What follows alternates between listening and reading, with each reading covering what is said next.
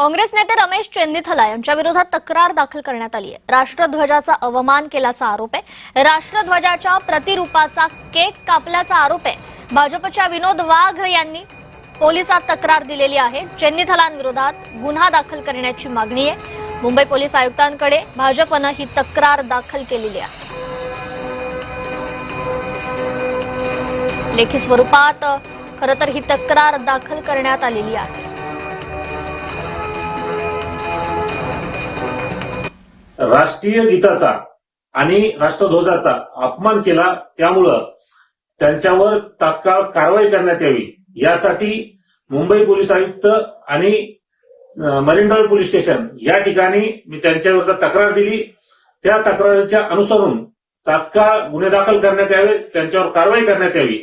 अन्यथा या देशातील या राज्यातील नागरिक त्यांच्या विरोधात एक मोठं आंदोलन उभारतील आणि महाराष्ट्रात सुद्धा संपूर्ण राज्यात एक मोठं आंदोलन या ठिकाणी करण्यात येईल।